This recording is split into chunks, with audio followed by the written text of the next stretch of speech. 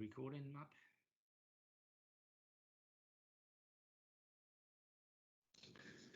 Okay, I think that's the recording started. Can I welcome you to the Cabinet meeting of Elgin Morgan Council? It's Monday, the 21st of June, 2021. It's 2 o'clock. And may I remind you, everyone present, that is, that the meeting is being live streamed, as well as recorded via the internet, and this recording archived for future viewing. Can I ask if there are any apologies for absence? I can see that there are none. And next item is the minutes of the last agenda on the 7th of June. Can I have your approval, please? You're on mute. Yeah, probably second, leader. Okay, thank you very much. Is there any abstentions, or is that agreed? Good, thank you very much. Next item is to receive declarations of interest. I have one. It's in relation to some urgent reports. Actually, I should have said earlier, we will be bringing two urgent reports under item 14. 14.1 would be an objections report, Barry Island, the NAP, and Ogmore by Sea proposed residential only permit parking area traffic regulations order, and 14.2 objection report, Barry Island proposed amendments to the traffic regulation order. And I should be declaring an interest, but I have a dispensation to remain to speak and to vote in relation to 14.2 because mine has a blue badge, and there's some issues in terms of blue badges in that report. But I have a dispensation, so I can stay and I will continue to run the meeting. Are there any others? Liz, you've got your hand up, I think. Yes, Leader, I have exactly the same report. I have a relative that has a blue badge, and so in case they wanted a day out to Barry Island, I will be declaring a personal and prejudicial interest. I don't have dispensation from the Standards Committee, so I will leave the meeting for that item and then rejoin. Okay, and then there's some part 2 items afterwards, so I'll make sure that you rejoin at that time. Okay, there are no other declarations. Next item is item 4, which is a reference from the Governance and Audit Committee of the 24th of May 2020. It's in relation to the Elgin Morgan Annual Audit Summary 2020 and the progress against external regulator recommendations and proposals for improvement. It is a reference back from that committee. They looked at the report. The report outlines the work undertaken by Audit Wales during 2020. There were some amber statuses within Appendix B, as you can see if you read the report. A number related to shared working and partnerships, such as regulator. And there had actually been, in fairness, difficult recognition of the difficulties facing during the pandemic. At both SRS and in fact Legacy Leisure, and in relation to that, when you think about it, Legacy Leisure couldn't operate at all during the pandemic as such. So the Council's Insight Board will once again, which is now in operation fully again, they'll be tracking the progress on a monthly basis. And there was also a reference, if you recall, in relation to the Council's Statement of Accounts in 2019-20. If you recall, in October 2020, the Audit Wales had been able to issue an opinion on the accounts, but unable to certify closure as 2 objections from the public had need to be reviewed. Audit Wales now are able to issue an opinion, as the 2 objections did not materially impact on the accounts. And on the 6th of May 2021, Audit Wales has notified the Head of Finance, Section 151 officer, that the accounts for 2019-20 were closed and certified. So that's really good work. As I said, there were two objections. The first related to how Section 106 money had been spent in a particular development. Audit Wales concluded there was no evidence of non-compliance with the Section 106 agreements by the Council. And in relation to the second objection, it related to an access scheme and a private driveway. And again, they concluded that there was no issues there.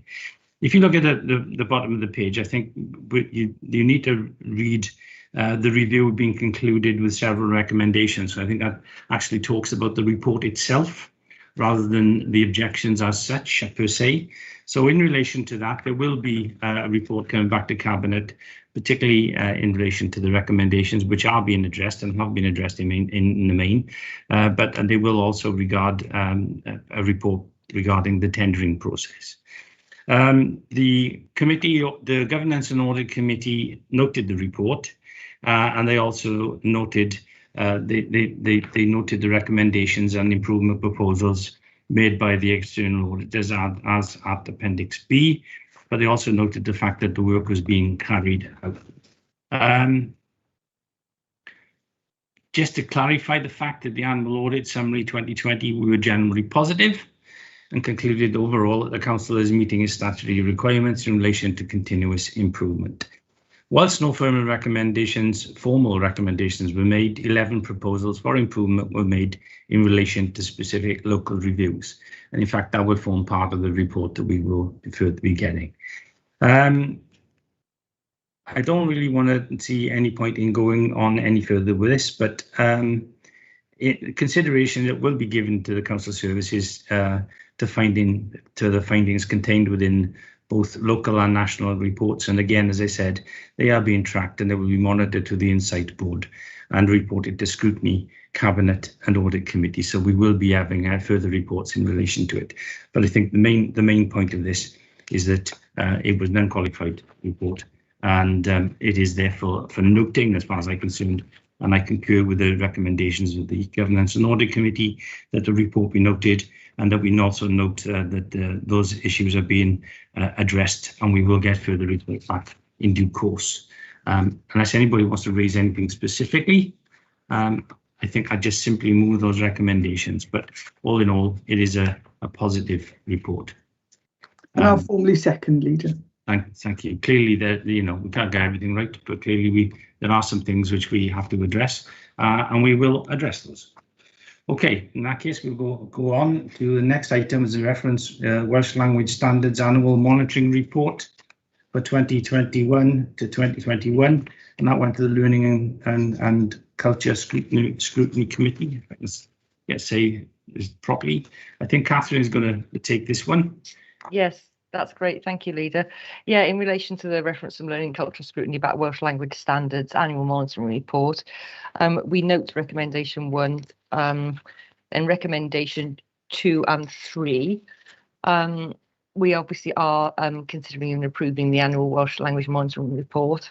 And then in relation to recommendation 3, there was some conversation in relation to that historically there had been conversations between the council and Mentor Bro Morgannwg a little while ago, but unfortunately there wasn't any funding available. However, we are pleased to discuss that the Welsh language learning opportunities across the Vale and Learn Welsh in the Vale are in a number of locations with courses available for booking for September. And the council also promotes the support of the use of the Welsh language in a range of activities alongside all the courses within schools, within our play provisions in the school holidays, which is really important that children who are in Welsh medium schools can continue to speak Welsh while they're having fun outside, and through the festivals that we cover as well. Hopefully in the next 5 years, the council promotional strategy will be able to look at this a little bit further, but for now we're just going to accept the recommendations as they stand. On a slightly separate note then, the council itself has been completely complying with everything that's required of us in relation to Welsh translations. So with effect from the AGM on the 10th of May, we've been publishing and translating decision notices in both Welsh and English on all committee decisions since then. And imminently, within the next couple of months, we will be noticing that all minutes will be translated and published on the website as well. So I'm really pleased that we are taking our Welsh language responsibilities seriously. Good, thank you very much. I think that's a fair comment. I think the translation of the minutes will be from the July cycle onwards, just for anybody who's interested. And in relation to the consideration of the Welsh Language Centre for the Vale, I think that was something that Mentor Bro Morgannwg brought up many years ago, and it's currently hasn't been pursued. And so it was something that they brought to the table, but subsequently it's kind of fallen off the table. Whether or not it needs to be resurrected or not is another issue, and we can always have discussions in terms of that. Okay, so we'll note the updated report. Is everybody happy with that? Anybody want to make any comment? No. In that case, thank you very much. And the next item is item 6, which is the disposal of small parcels of educational land. And Liz, I think you're going to take this one. I am, Leader. Yes. This is in relation to 5 small parcels of non-operational land that's owned by the Education Department, which is only suitable for incidental or for use incidental to the enjoyment of the adjacent dwelling houses. In essence, as I said, the council owns small parcels of land which border existing privately owned properties that aren't suitable for development, but actually are a continuing financial burden on the council due to their ongoing maintenance and security costs. The council has received inquiries to acquire 5 of those small areas of land. That's from the residents of 37 and 39 St David's Crescent, Penarth, and Bryn Owl, Crooked Shord, High Street, Llantwit Major, and 7 Great House Meadows, Llantwit Major, which are currently managed by or under control of the Education Department. The council can dispose of such land if it's no longer required for its operational purpose. So the reason that this has been brought here today is for permission to dispose of this non-operational education-owned land, which is identified in Appendix A as surplus to council requirements to be used as additional garden space by purchasers, subject to them gaining planning permission for this use. In terms of background, there have been previous pieces of land that have been disposed of in this way, and I know that there was a question about potential removal of some trees, and it was clarified that there is evidence of ash dieback in some of the pieces of land, and so that would need to be managed before the sale was completed. There has been a message from Councillor Wilson, who's a local ward councillor for St David's Crescent, asking that the council work constructively with the residents to that end, and within the bounds of best value that we have to adhere to in such matters. Then, of course, we would be as supportive as possible in taking this forward. So, fairly straightforward recommendations on this are that Cabinet declares the parcels of education land adjoining 37 and 39 St David's Crescent, Penarth, and Bryn Owl, Crooked Shord, High Street, Llantwit Major, and 7 Great House Meadows, Llantwit Major, shown at Appendix A as surplus to council requirements. 2, that delegated authority be granted to Director of Learning and Skills, and in consultation with the Deputy Leader and Cabinet Member for Education and Regeneration and Head of Finance, to dispose of the parcels of land by the most appropriate means and on the terms and conditions to be agreed.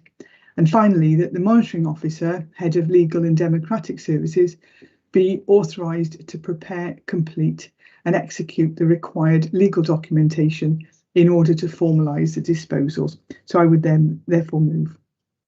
Thank you very much, Liz. Fairly straightforward. It's something we've done, I know, elsewhere previously. I've no problem with that. I'll formally second. Is there anybody else who wants to comment? Do we agree?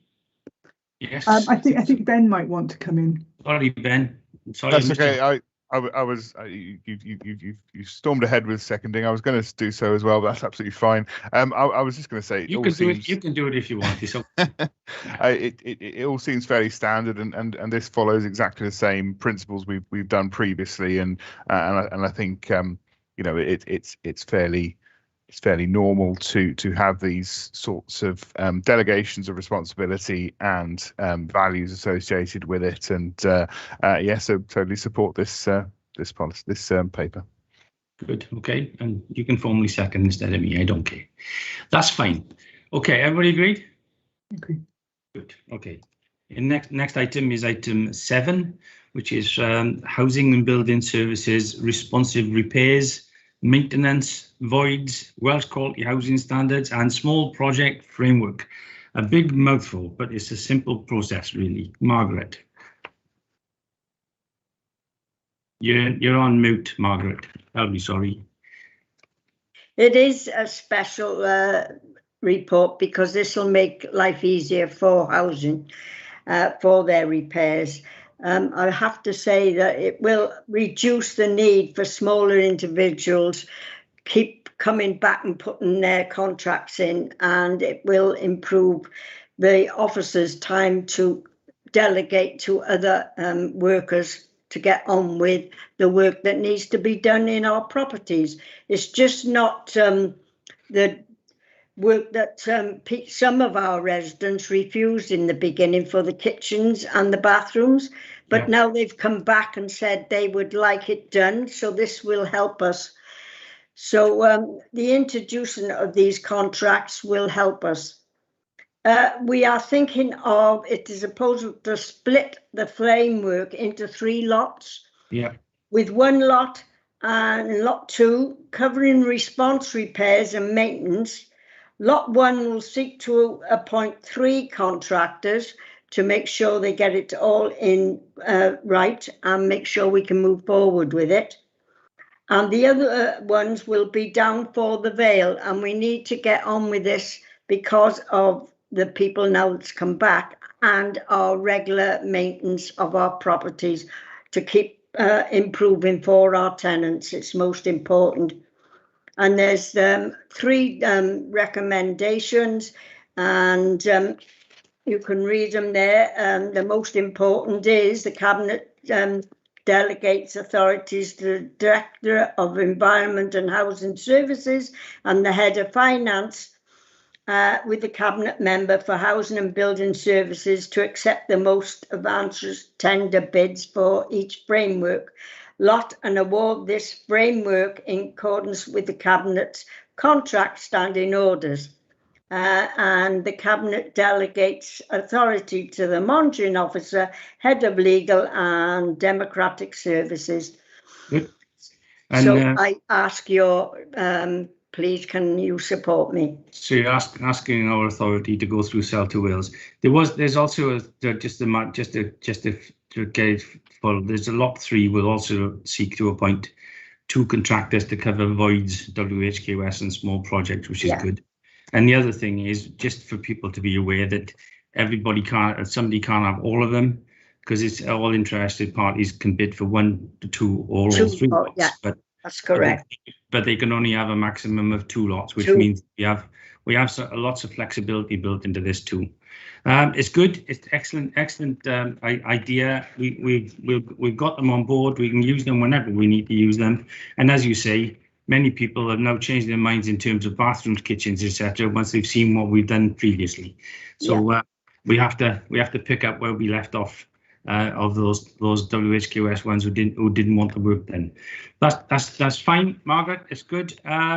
Recommendations 1, 2, and 3 before you. I'm happy to second. Has anybody got any comments? Or are you all happy to go ahead? Good. Thank you.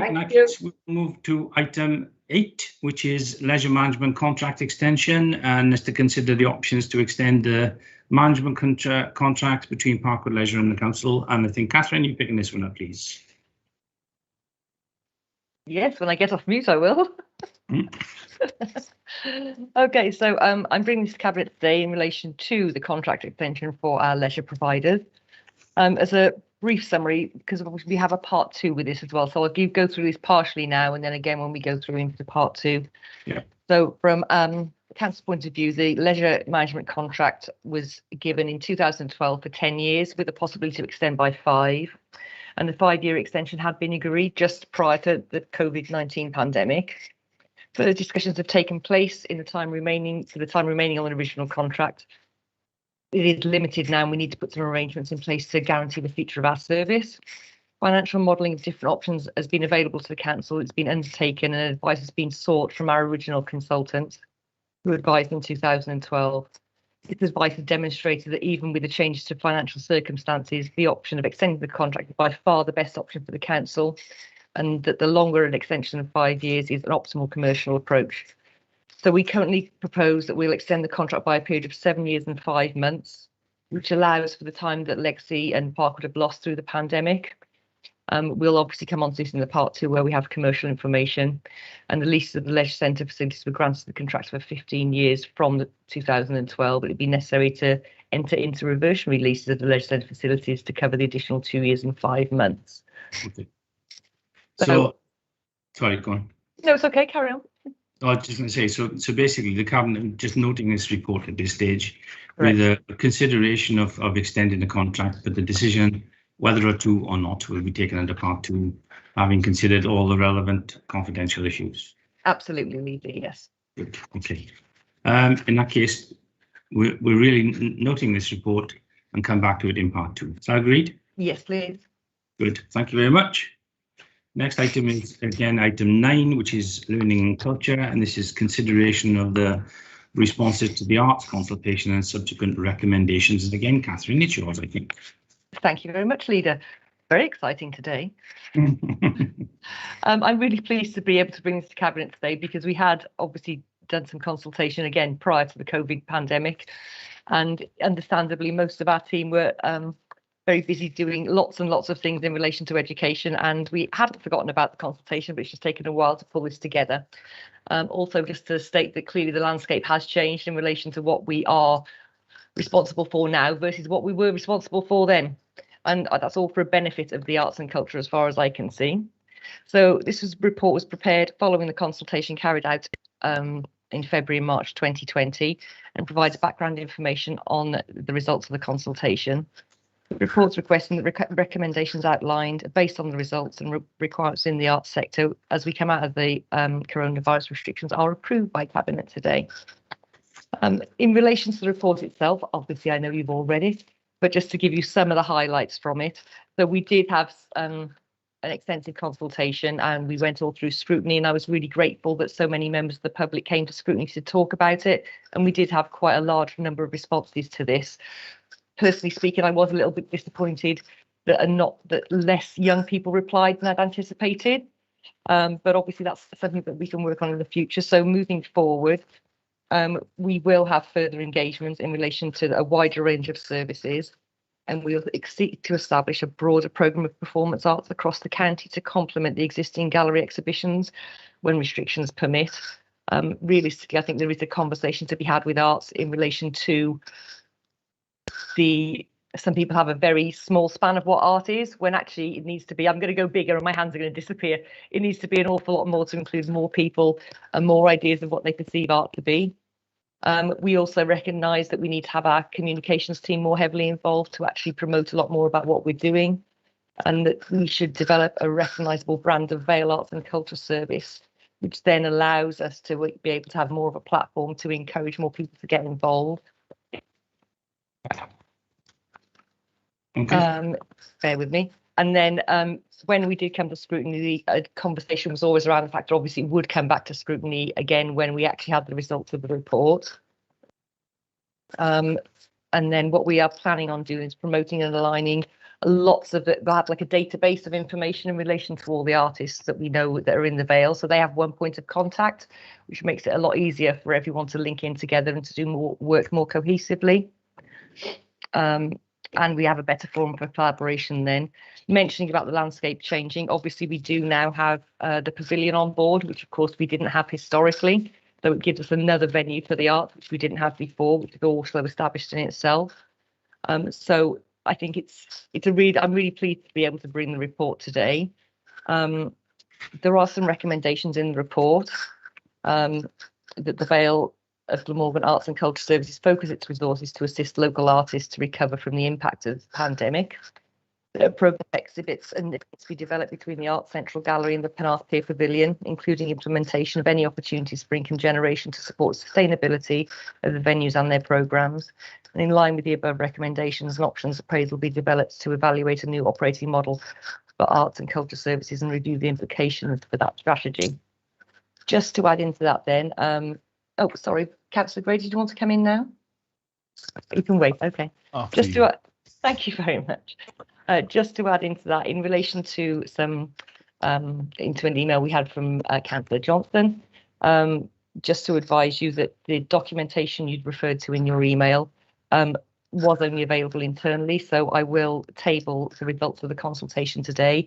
It will be added as an appendix to this report moving forward, so everybody will be able to see the results of those consultations. And I'm grateful for your interest in that. And thank you for your other comments that you made, which we had already dealt with in relation to encouraging engagement, and obviously it will be referred back to scrutiny. So I'd ask Cabinet today to consider this report and approve, please. Okay, Ben, do you want to come in? Yeah, thank you, Leader. And I think it's important to underline, as Catherine's laid out, that this was never just about Art Central. This was a consultation about the arts, and actually right across the Vale of Glamorgan are a great number of artists and people who work in the creative industries.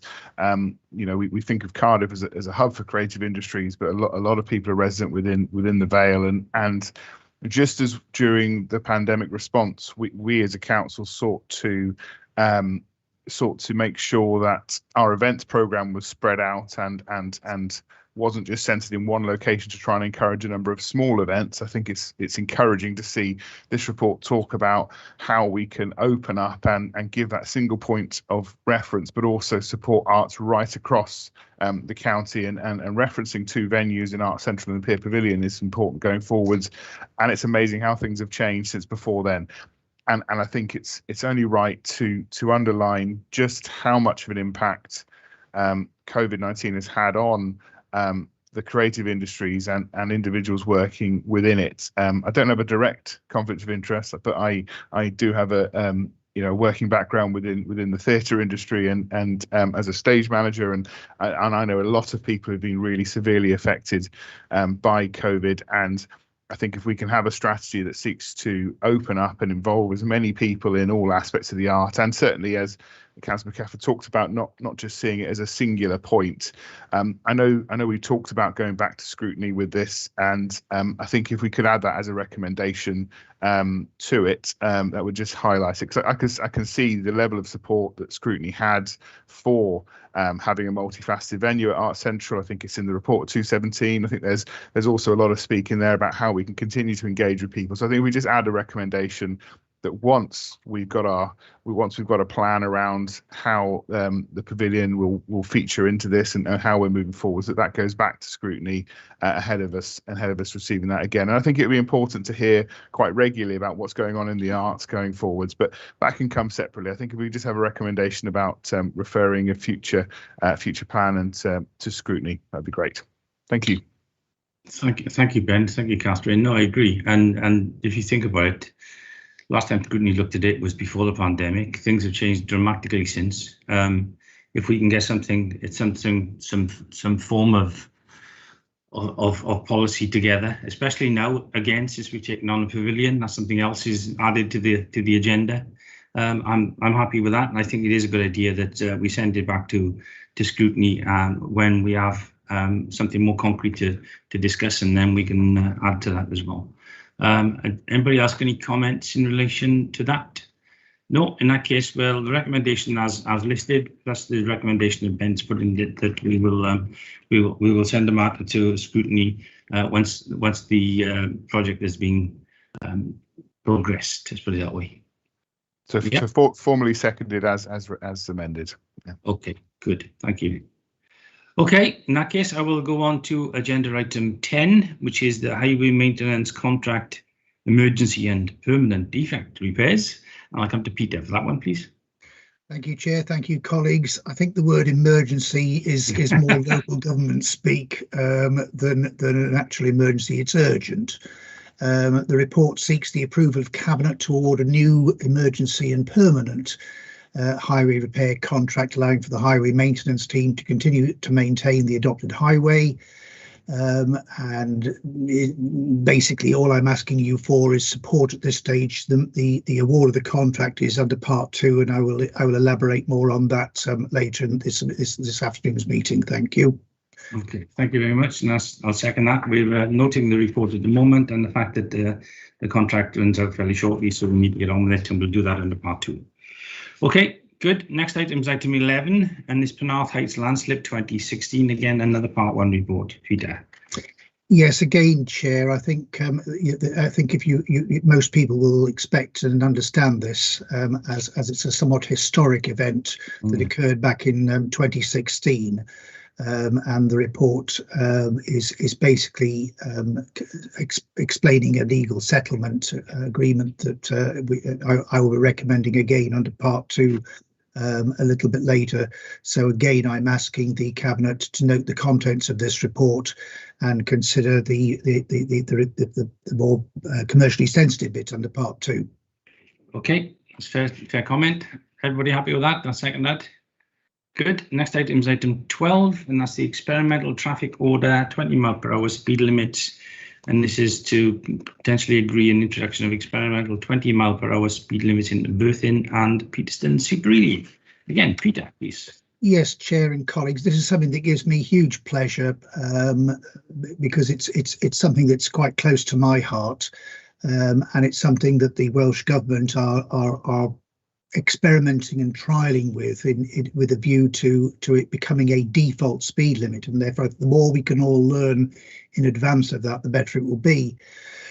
Basically, a request came from local ward members of the community to introduce a 20-mile-an-hour speed limit through the village of Berthin, and that followed difficulties installing a controlled pedestrian crossing due to the geometry of the centre of their main road. There are Section 106 monies available for a sustainable transport contribution in Berthin, resulting from the development of land at Court Close. And as the council is currently taking part in a pilot project to capturing long-term data and developing an enforcement strategy before the planned rollout of 20 miles an hour stuff, this pilot project follows the same considerations of the matter that Welsh Government Task Force enunciated. We originally identified 2 specific locations with the community within the Vale Council, and again with local ward member support, and put them both forward for funding by Welsh Government. I'm delighted that we won a grant to support the work in St Bride's Major, which is well advanced and is quite delightful. And unfortunately, Peterston Super Ely was not selected at that time. Now, it's probably not going to be prudent for us to install too many 20-mile-an-hour pilots, because they're not. If you do too many, they're no longer pilots. It's policy. So I think the idea is that by having 2 more was still genuinely an investigating experiment trial, and so I'm recommending that we introduce a 20-mile-an-hour speed limit scheme for Berthin to be progressed on an experimental basis, similar to that in Peterston Super. And that similarly, the proposal for Peterston Super Ely is progressed due to the considerable amount of work that we did in preparing the bid to Welsh Government. And that both of those schemes be introduced using experimental traffic regulation orders, where objections and comments as well as traffic data and so on are collected in those months, because I think it will inform us greatly. And then basically that within 18 months of the trial period, there would be a further report to Cabinet, which I think is going to form part of that advice and information to help guide us in the future. And then we will also make that same data available to Welsh Government to help them in their pilot work. And so I'm recommending that Cabinet approval is given to allow us to give public notice of the Council's intention to make experimental traffic orders to introduce 20-mile-an-hour speed limits in Berthin and Peterston Super Ely, as detailed in Appendix A and B to this report. That Cabinet receives a further report detailing the outcome of the experimental orders within a period of 18 months, and that Cabinet authorises the Director of Environment and Housing Services, in consultation with the Cabinet Member for Neighbourhood Services and Transport, me, to agree the final designs and extent of the 20-mile-an-hour speed limit trial and the execution of any legal orders to implement the scheme. Thank you. Okay, thank you very much. Liz, you get your hand up. I have, Leader, thank you. I just, if I possibly could, I'd like to second this report, not least because Councillor King might remember back before the pandemic, there was life then, when we visited Peterston Super Ely Primary School to hear the concerns of the children there after they'd written to us. And we went with the local member, Councillor Morgan, and we spent an afternoon there, and they showed us around the village, and we walked up the main road, and they had hedgehog masks they'd made because hedgehogs get squashed on the road, and they felt that there were similarities. And we said that we would take that away. We tried to put it forward as a pilot project before, and when I was able to tell them last week that this was coming forward to Cabinet today, the head teacher was really pleased and was going to go back and tell the children of the school. So I am absolutely delighted that we've been able to bring this forward as a pilot scheme, and I think that it will make a huge difference, both to the safety but also to the perceived safety of the children in Peterston Super Ely Primary School. Okay, thank you. Yeah, I'd like to make a couple of Leader, can I just respond to that? I'm very, very grateful for Liz's comments, because she's absolutely right. One of the criteria that Welsh Government demanded was community engagement.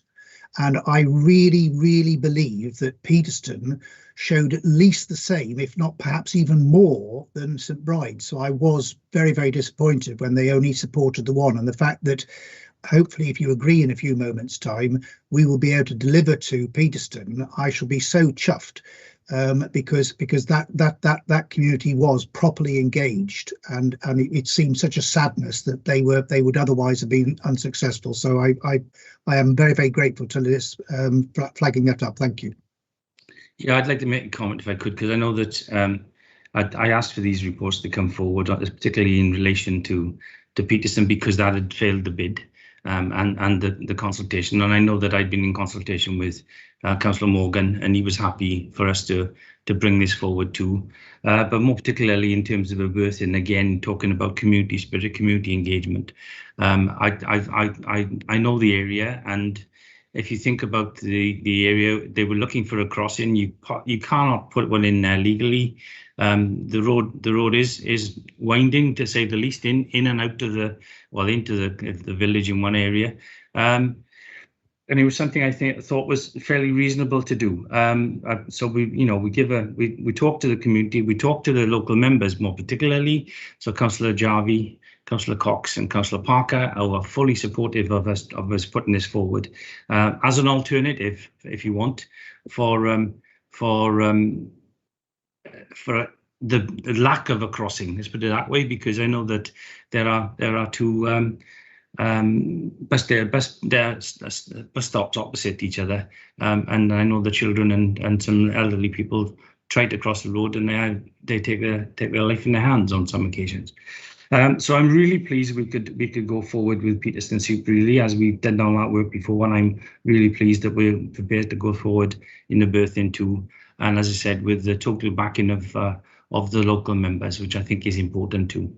So I'm happy to support it. Anybody else got any comments? If not, Ben, yeah, get your hand up. Thank you, Leader. And yeah, just to reiterate, I think something Peter said around the number of pilots, I think it'd be really useful for us to understand how these three areas affect safety, people's feelings about how a road goes through their community, and I know how interested in providing solutions like this Councillor Morgan for Peterston and also Cowbridge members were to secure something which can assist in a birthing as well, and I think, you know, we have to be open-minded when we talk about active travel solutions for the future. We also need to be open-minded about how different speed limits can work and how different communities and areas will interact with private cars in the future. And I think this will be a useful set of pilots. And I'm really pleased that the council have been able to expand beyond just the one which got the Welsh Government approval. So I'm happy to support this. Good, thank you very much. In that case, everybody agreed? Looks like it. Well, we move on to the next item, which is an objections report for Cowbridge, Cosmeston proposed residential only permit. Sorry, I'll start again. It's an objection report, Cowbridge and Cosmeston proposed resident only permit parking areas, traffic regulation order. Peter, you can say it better than me. I wouldn't put money on that. This is the first of a number of reports tackling an issue that has vexed this council for a long time. And it sees us introduce something that the Vale of Glamorgan has never done before in an attempt to address parking difficulties in specified locations. And whilst the title of the report is an objection report, because it does address a number of objections, I would urge anyone to read the whole report and go through the detail of why we are rejecting those concerns that have been expressed. And I think probably the most important thing to say is that this is new territory for all of us, and we were keen to make a start. And whilst there are objections, there's also a lot of support. And I think it's fair to say that we will learn, just as we were talking about 20 miles an hour, we will learn an awful lot from this as it unfurls, or whatever the term is. And I'm confident that if we find there are significant errors, we will address them. But I am asking you to accept this report and more formally that, subject to the recommendation 2 below, the objections to the proposals be rejected for the reasons contained in this report, the proposed resident parking controls traffic regulation order be implemented. That as a result of the consultation, Cabinet agree the following amendments to the Residential Parking Controls Policy 2020. Here's where I'm going to have to speak a bit slower, I guess. Paragraph 4.1 of the Resident Parking Control Policy revised to read, anyone living at an address within an area covered by resident parking controls may apply for a resident parking permit for vehicles owned by them and registered at that address, so long as the address is their primary residence. Resident parking permits must only be used in the vehicles and in the streets or areas that they were used for. Then in paragraph 4.14 be revised to read, vehicles which exceed 2.44 metres in height and 5.49 metres in length, or have more than 8 seats in addition to the driver's seat, or exceed the maximum mass of 3.5 tonnes, will not be eligible for a resident parking permit and must not display a visitor permit within the designated resident permit parking bay schemes where there are marked bays. However, in designated resident permit parking areas where there are no marked bays, motor caravans and camper vans which exceed 2.44 metres in height and 5.49 metres in length, or exceed the maximum mass of 3.5 tonnes, will be eligible for a resident parking permit as long as the vehicle is registered at the property. Visitor permits are not permitted for such vehicles in these areas. And in paragraph 4.8, it be revised to read, lost permits will be replaced once free of charge, but any subsequent replacement permit will be issued at a charge. And that finally, and probably the most important, that the objectors are advised of this decision and our reasons, presumably by sharing the report. Thank you. Okay, thank you. I don't have anybody ask any comments. I think it's a sensible thing. We promised this. It was based on issues of parking elsewhere, and this actually precludes displacement parking in particular, but puts something in place which has never been done since South Glamorgan. So it is, as you say, a bit of a learning curve, but is something which I think is imperative, both in this case and in the other reports that are to come. Okay, good. No comments from anybody, I think. In that case, can we move forward?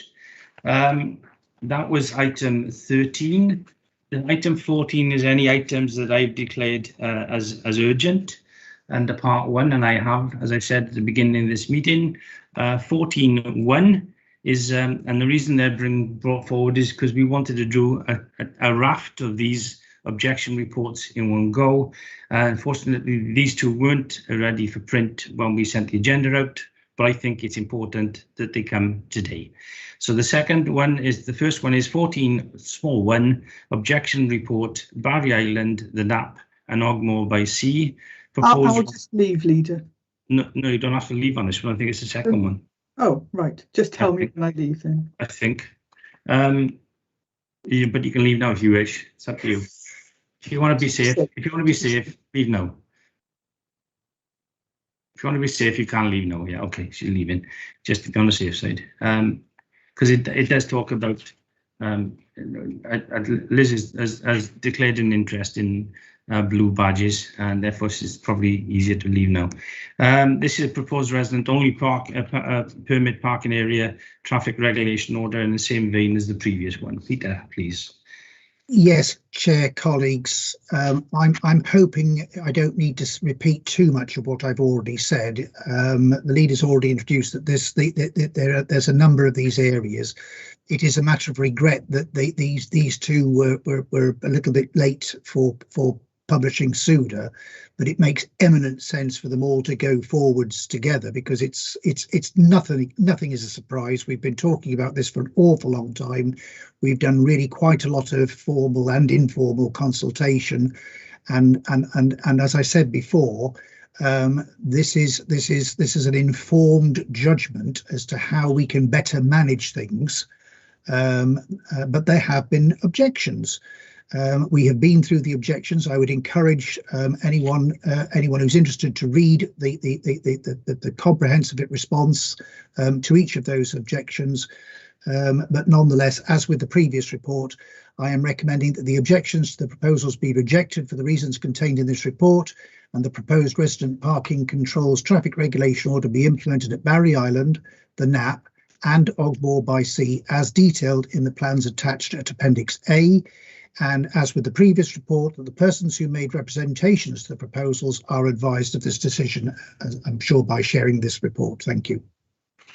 Thank you. I'm happy to second that. And again, the other reason is this, we've had issues during the pandemic. We've had issues during the high season when people are parking here, there, and everywhere and causing disruption. This should help that situation. So I'm happy to go forward, and I really wanted it to come in tandem with the other one. So I'm happy with that. Everybody agreed? Good. The second item is 14 small 2, and that's an objection report. Barry Island proposed amendments to the traffic regulation orders, which is where Liz has definitely declared an interest and left, but she left for the other one too. So Peter, over to you, please. Yes, it's substantially part of the same exercise, and I think it's worth just putting on record, Leader and colleagues, there is one more to follow, and that is concerning the village of Llandoch. But that one arises from congestion parking due to the hospital, and is not seasonal in the same manner as these. And it was always agreed that we would follow that would be the fourth in line. We wanted to try and get this work done in time to help better manage parking in what we call the holiday season.